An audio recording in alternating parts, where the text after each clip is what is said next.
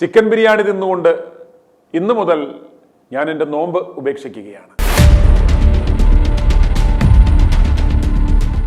അതെ, ഞാൻ ഇന്നു മുതൽ മത്സ്യമാംസാദികൾ ഭക്ഷിച്ചുകൊണ്ട് എൻ്റെ വലിയ നോമ്പ് അവസാനിപ്പിക്കുകയാണ്. കാരണം പറയാം, നമ്മുടെ കർത്താവിൻ്റെ പഴയ ക്രൂശ് മരണത്തിൻ്റെ പേരിൽ സുഖലോലുപത അനുഭവിക്കുന്ന ആ ക്രൂശ് കഴുത്തിലണിഞ്ഞ് തിരുമേനിമാരായ നാറുന്ന മേനികളുടെ കണ്ണന്തിരിവുകളിൽ മനമെടുത്ത് വിശുദ്ധ വേദപുസ്തകത്തെ തന്നിഷ്ടപ്രകാരം വ്യാഖ്യാനിക്കുകയും ആ വചനത്തെ വചനക്കൊള്ളയ്ക്കും കൃഷിക്കും ഉപയോഗിക്കുന്ന പൗരോഹിത്യവർഗത്തിന്റെ ഉപരിപ്ലവമായ ആചാരങ്ങളിൽ മനസ്സുമെടുത്ത് അറപ്പും വെറുപ്പും തോന്നിയാണ് ഞാൻ മത്സ്യമാംസാദികൾ ഉപേക്ഷിച്ചുള്ള നോമ്പ് അവസാനിപ്പിച്ചത്. പക്ഷേ ദൈവവിചാരവും പ്രാർത്ഥനയും പറ്റാവുന്ന പരോപകാരവുമെല്ലാം ഞാൻ എന്നാൽ ആവുമണ്ണം തുടരും. ഈ 50 ദിനങ്ങളിൽ മാത്രമല്ല, എൻ്റെ ജീവിതാവസാനം വരെ. 50 ദിവസം മാത്രം നീ മത്സ്യമാംസാദികൾ വെടിഞ്ഞ് ഉപവസിക്കുവാനായിരുന്നു കർത്താവ് നമ്മെ പഠിപ്പിച്ചത്? അല്ല. നീ മത്സ്യമാംസാദികൾ മാത്രം ഉപേക്ഷിച്ചുകൊണ്ട് നോമ്പ് നോക്കുവാനാണോ കർത്താവ് നമ്മെ പഠിപ്പിച്ചത്? അല്ല. കഴുത്തിൽ കുരിശുമണിഞ്ഞ് ജീവിക്കുവാൻ വചനം പറയുന്നുണ്ടോ? ഇല്ല. പ്രാർത്ഥിക്കുവാൻ പള്ളികളിൽ പോകണമെന്ന് കർത്താവ് നമ്മെ പഠിപ്പിച്ചോ? ഇല്ല. ജീവൻ നൽകിയും സ്നേഹിക്കാം, ക്ഷമിക്കാം എന്ന് പഠിപ്പിച്ച സ്നേഹവും കരുണയും ദീർഘക്ഷമയും പരോപകാരവും സൗമ്യതയും വിശ്വസ്തതയും ഒക്കെയാണ് ദൈവിക ഗുണങ്ങൾ എന്ന് കാണിച്ചു തന്ന, നിന്റെ ഒരു കർണത്തടിക്കുന്നവന് മറുകർണം കൂടി കാണിച്ചു കൊടുക്കണമെന്ന് ജീവിതം കൊണ്ട് കാണിച്ചു തന്ന, അധ്വാനിക്കുന്നവരെയും ഭാരം ചുമക്കുന്നവരെയും തൻ്റെ അടുക്കിലേക്ക് മാടി വിളിച്ച, ദൈവവും സഹജീവിയും ഒന്നാണെന്ന പരമമായ ആ സത്യം നമ്മെ പഠിപ്പിച്ച, നമുക്ക് വേണ്ടി തൻ്റെ ജീവനെ മറുതലയായി നൽകിയ യേശുക്രിസ്തുവിൻ്റെ ഉപവാസവും പ്രാർത്ഥനയും പോലും 50 ദിവസത്തെ ഒരു മെഗാ ഇവന്റാക്കി കച്ചവടമടിക്കുന്ന, ക്രിസ്തുവിനെ ഒരു മതത്തിന്റെ ഭാഗമാക്കിയ, ക്രിസ്തുവിനെ സ്നേഹിച്ചവരെ ക്രിസ്തു മതവിശ്വാസികളാക്കിയ മതക്കച്ചവടക്കാരുടെ കച്ചവട ബുദ്ധി മനസ്സിലാക്കി അതിനോടുള്ള എൻ്റെ പ്രതിഷേധ സൂചകമായിട്ടാണ് ഞാൻ ഈ നോമ്പുകാലത്ത് മത്സ്യമാംസാദികൾ ഭക്ഷിക്കുവാൻ തീരുമാനിച്ചത്. വലിയ നോമ്പിൽ മത്സ്യമാംസാദികൾ മാത്രം വേണ്ടെന്ന് വെക്കുക. കലിത്തൊഴുത്തിൽ പിറന്ന കഴുതമേലേറിയവന്റെ എളിമയുടെ സുവിശേഷം പറയുവാൻ മെഴ്സഡസിലും ലംബോർഗിനിയിലും വരുന്ന ആത്മീയ കുറുവ സംഘത്തലവന്മാർ ക്രിസ്തുവിന്റെ പേരിൽ മതമുണ്ടാക്കി 10,000-കണക്കിന് സഭകൾ ഉണ്ടാക്കി ആൾക്കൊന്നിന് ഓരോരോ തരത്തിലുള്ള ക്രിസ്തുവിനെ ഉണ്ടാക്കി കൊടുത്ത ആത്മീയ തസ്കര സംഘങ്ങൾ ജനങ്ങളെ ക്രിസ്തു വിശ്വാസികളാക്കാതെ ക്രിസ്തു മത സഭാവിശ്വാസികളാക്കി ഈ പരിശീലന്മാരുടെയും ശാസ്ത്രിമാരുടെയും പിന്മുറക്കാരായ പൗരോഹിത്യവർഗം. സത്യം നിങ്ങളെ സ്വതന്ത്രരാക്കും എന്ന് നമ്മുടെ കർത്താവ് പറഞ്ഞു എങ്കിൽ സത്യത്തിൽ നിന്നും സത്യദൈവത്തിൽ നിന്നും ഈ പൗരോഹിത്യവർഗം നമ്മെ ആട്ടിത്തെളിച്ച് അന്തിക്രിസ്തുവിന്റെ മാർഗത്തിലേക്ക് കൊണ്ടുപോകുന്നു. നമ്മുടെ കർത്താവ് കുനിഞ്ഞു നിന്നവരെ നിവർന്നു നിൽക്കുവാൻ സഹായിച്ചു എങ്കിൽ ഇന്നത്തെ ആത്മീയ തസ്കര സംഘം നിവർന്നു നിൽക്കുന്നവരെ കുനിച്ചു നിർത്തുന്നു. നന്മയുള്ളവർക്ക് സമാധാനം എന്ന് കർത്താവ് പഠിപ്പിച്ചപ്പോൾ അഡ്ജസ്റ്റ്മെന്റ് ചെയ്യുന്നവർക്ക് സമാധാനം എന്ന് പുരോഹിതവർഗം പഠിപ്പിക്കുന്നു.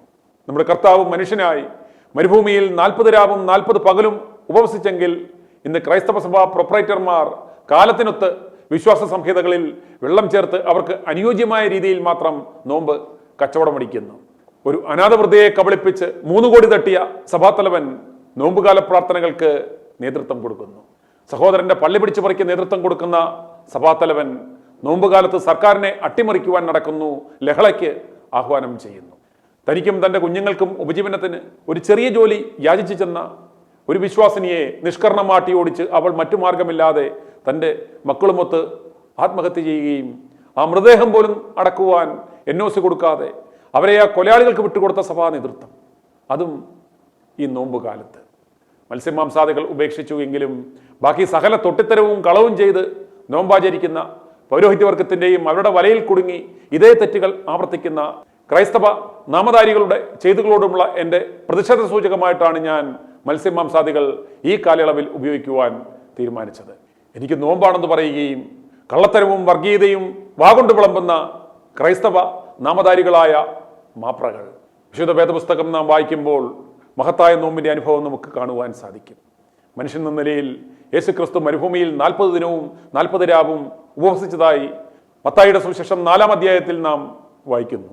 കർത്താവിന് വഴിയൊരുക്കുവാൻ വന്ന സ്നാപക യോഹന്നാൻ താപസ ജീവിതമാണ് നയിച്ചിരുന്നതെന്ന് മത്തായിയുടെ സുവിശേഷം 3-ാം അധ്യായത്തിലും വായിക്കുവാൻ സാധിക്കും. ദൈവസന്നിധിയിൽ നിന്ന് 10 കൽപ്പനകൾ സ്വീകരിക്കുന്നതിനുള്ള മുൻ ഒരുക്കമായി മോശയൊന്നും ഭക്ഷിക്കുകയോ പാനം ചെയ്യുകയോ ചെയ്തില്ലെന്ന് പുറപ്പാട് പുസ്തകത്തിൽ നാം വായിക്കുന്നു. ഫെലിസ്ത്യരുടെ കരങ്ങളിൽ നിന്ന് രക്ഷപ്പെടുന്നതിനായി ഇസ്രായേൽ മക്കൾ ദിവസം മുഴുവനും കർത്താവിന്റെ സന്നിധിയിൽ ഒരുമിച്ച് കൂടി ഉപവസിക്കുകയും തങ്ങളുടെ പാപങ്ങൾ ഏറ്റുപറയുകയും ചെയ്തു എന്ന് നാം വായിക്കുന്നു. നാബോത്തിനെതിരായി ചെയ്ത തെറ്റിനെ ഓർത്ത് ആഹാബ് മനസ്തപിക്കുകയും ചാക്കൊടുത്ത് ഉപവസിക്കുകയും ചെയ്തു എന്ന് നാം രാജാക്കന്മാരുടെ പുസ്തകത്തിൽ വായിക്കുന്നു. രാത്രി മുഴുവൻ ഉപവാസത്തിൽ കഴിഞ്ഞതിനാൽ ദാനിയേലിനെ സിംഹങ്ങൾ ഉപദ്രവിച്ചില്ല എന്ന് ദാനിയേൽ പ്രവാചകന്റെ പുസ്തകത്തിൽ നാം വായിക്കുന്നു. ഇസ്രായേൽ ജനതയുടെ നാശം മുൻകൂട്ടി കണ്ട എസ്തർ രാജ്ഞി 3 രാത്രിയും പകലും ഉപവസിച്ചു എന്ന് എസ്തറിന്റെ പുസ്തകത്തിൽ നാം വായിക്കുന്നു. നിനവേ നഗരത്തിന്റെ നാശത്തെക്കുറിച്ചുള്ള യോനാ പ്രവാചകന്റെ പ്രസംഗം കേട്ട് നിനവയിലുണ്ടായിരുന്നവർ ഉപവാസം പ്രഖ്യാപിക്കുകയും നാശത്തിൽ നിന്ന് രക്ഷപ്പെടുകയും ചെയ്തു എന്ന് യോനാ പ്രവാചകന്റെ ലേഖനത്തിൽ നാം വായിക്കുന്നു. രഹസ്യമായി ഉപവസിക്കുന്നതാണ് ഉചിതമെന്ന് കർത്താവ് പറയുന്നു. എന്തെന്നാൽ രഹസ്യങ്ങൾ അറിയാവുന്ന നിന്റെ പിതാവ് നിനക്ക് പ്രതിഫലം തരും എന്ന് മത്തായിയുടെ സുവിശേഷത്തിൽ നാം വായിക്കുന്നു. സാവൂളിന്റെ മാനസാന്തരത്തിന് ശേഷം 3 ദിവസത്തേക്ക് അദ്ദേഹം ഒന്നും ഭക്ഷിക്കുകയോ പാനം ചെയ്യുകയോ ചെയ്തിട്ടില്ലെന്ന് അപ്പോസ്തല പ്രവർത്തനങ്ങളിൽ നാം വായിക്കുന്നു. ഇവയെല്ലാം നോമ്പിന്റെയും ഉപവാസത്തിന്റെയും പൊരുളും ശക്തിയും നമ്മുടെ മുന്നിൽ വരച്ചു കാണിക്കുന്ന സംഭവങ്ങളാണ്. എന്നാൽ ഇന്ന് സഭകൾ ഈ നോമ്പിനെ പ്രഹസനമാക്കുകയും പരസ്യമായ ഒരു ആഘോഷമാക്കി മാറ്റുകയും ചെയ്തിരിക്കുന്നു. അനുതാപത്തിന്റെയും മാനസാന്തരത്തിന്റെയും അനുഭവമായിരിക്കണം ഓരോ നോമ്പുകാലവും. ഉപവാസം, പ്രാർത്ഥന, പ്രായശ്ചിത്തം, പരിഹാര പ്രവൃത്തികൾ എന്നിവയാണ് അനുതാപത്തിനും മാനസാന്തരത്തിനുമുള്ള ഫലപ്രദമായ മാർഗങ്ങൾ. പ്രാർത്ഥനയും ഉപവാസവും വഴി ആത്മാവിൽ ശക്തിപ്പെട്ടാണ് കർത്താവായ യേശുക്രിസ്തു തന്റെ പരസ്യജീവിതം ആരംഭിച്ചത്. അതുകൊണ്ട് തന്നെ പൈശാചിക ശക്തിയെ പരാജയപ്പെടുത്തുവാനും പ്രലോഭനങ്ങൾക്ക് വശംവദനാകാതിരിക്കുവാനും ക്രിസ്തുവിന് സാധിച്ചു. ഇന്ന് എത്ര പേർക്ക് ഇത് സാധിക്കും? പോത്തും കോഴിയും മീനും മാത്രം ഒഴിവാക്കി സകലമാന വഞ്ചനയും അസൂയയും ദ്രവ്യാസക്തിയോടും കൂടി നടത്തുന്ന നോമ്പ് പ്രഹസനത്തിന് ഞാനില്ല. അരമനകളിൽ അന്തിയുറങ്ങി ആഡംബര വേഷധാരികളായി ആഡംബര കാറുകളിൽ വന്നിറങ്ങി കർത്താവിന്റെ ആ പഴയ കുരിശിന്റെ ബലത്തിൽ എളിമയുടെ സുവിശേഷം കച്ചവടമടിക്കാൻ വരുന്നവന്മാരെ മുണ്ടുപൊക്കി കാണിക്കാനോ കല്ലുപെറുക്കി എറിയുവാനോ എനിക്ക് സാധിക്കാത്തതിനാൽ ഞാൻ ഇങ്ങനെയെങ്കിലും പ്രതികരിക്കുവാൻ ആഗ്രഹിക്കുകയാണ്. കർത്താവ് എന്നോട് ക്ഷമിക്കും എന്നെനിക്ക് ഉറപ്പാണ്. പിന്നെ ഞാൻ വേറെ ആരെ ബോധർ ചെയ്യണം? i2i News, an eye for truth. i2i News subscribe ചെയ്തിട്ടില്ലാത്തവർ ഇപ്പോൾ തന്നെ സബ്സ്ക്രൈബ് ചെയ്യുക. നോട്ടിഫിക്കേഷൻ ലഭിക്കുവാൻ ബെൽ ബട്ടണും അമർത്തുക.